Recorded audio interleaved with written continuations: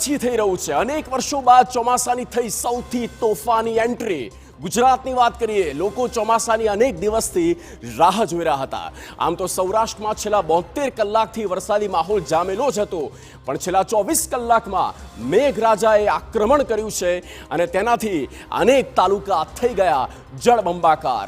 નદીઓમાં ઘોડાપૂર આવી ગયા। પહેલો વરસાદ અને પ્રથમ વરસાદમાં પૂરના દર્શન પણ થઈ ગયા। ત્યારે આ તો હજી ટ્રેલર છે, પિક્ચર અભી બાકી है।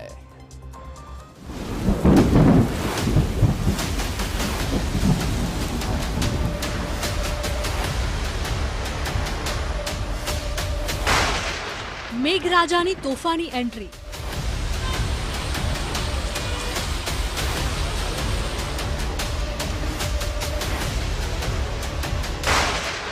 ચોમાસાના થયા શ્રી ગણેશ।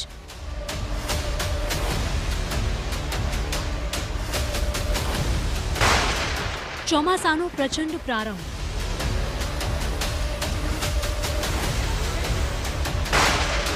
સૌરાષ્ટ્રમાં પડ્યો સામેલાધાર।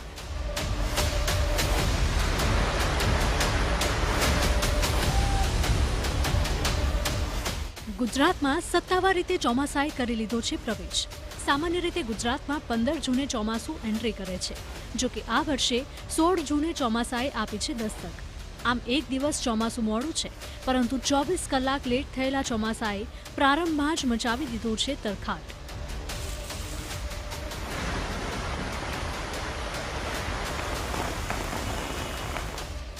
સૌરાષ્ટ્રના અનેક જિલ્લામાં જળબંબાકારની સ્થિતિ જોવા મળી રહી છે।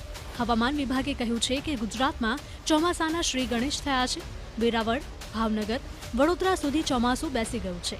આ સાથે તેમણે જણાવ્યું છે કે ગુજરાતમાં અપર એર સર્ક્યુલેશન પ્રવર્તી રહ્યું છે, જે આગામી 24 કલાકમાં લો પ્રેશર બની શકે છે।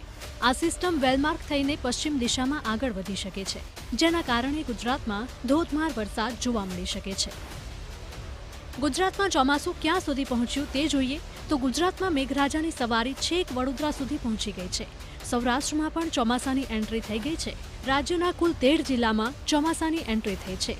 ભાવનગર, અમરેલી, જૂનાગઢ, ગીર સોમનાથ, વલસાડ, નવસારી, ડાંગ, વડોદરા, છોટાઉદેપુર, ભરૂચ, નર્મદા, તાપી, સુરત જિલ્લામાં ચોમાસાની એન્ટ્રી થઈ ગઈ છે। ગુજરાતમાં ચોમાસાની પધરામણી વચ્ચે ભાવનગરમાં આભ ફાટ્યા જેવી સ્થિતિ સર્જાઈ છે, જેમાં ભાવનગરના જેસરમાં 9 ઇંચ વરસાદ ખાબકી જતા ચારેય કોર પાણી જ પાણીની સ્થિતિ સર્જાઈ છે।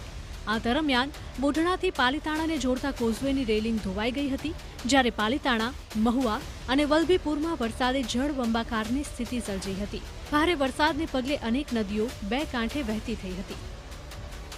અમરેલીના સાવરકુંડલામાં આભ ફાટ્યું હોય તેમ મેઘરાજા વરસ્યા। સ્થળ ત્યાં જળની સ્થિતિ ઊભી થઈ ગઈ। સાવરકુંડલાના વિષપડીમાં વરસાદ એવો વરસ્યો કે સ્થાનિક નદીઓ ગાંડીતૂર થઈ। પાણીનો ભયાનક પ્રવાહ વહેતો જોવા મળ્યો તો રાજુલાના બરબટાણા ગામની ઘિયાલ નદીમાં ઘોડાપૂરના દ્રશ્યો જોવા મળ્યા। પ્રથમ વરસાદમાં જ નદી એવી ઉફાન પર આવી કે અનેક મકાનોમાં પાણી ઘૂસ્યા, તો સાવરકુંડલાના મેરિયાણામાં 5 ઇંચ વરસાદથી ફુલજર નદીમાં ભયંકર પૂર આવ્યું।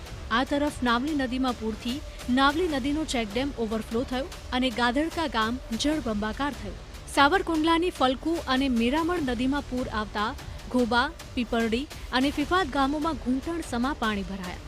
આ સિવાય રાજુલાનું વાવેરા બેટમાં ફેરવાયું। ઘાણુ નદીમાં પૂર આવતા ગામમાં જવાનો રસ્તો બંધ થયો, જેથી લોકો ફસાયા।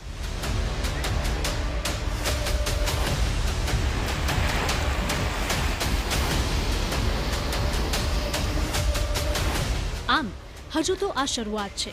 આગામી 5 દિવસ સુધી સૌરાષ્ટ્રમાં આવી જ સ્થિતિ રહી શકે છે। Bureau report, TV9।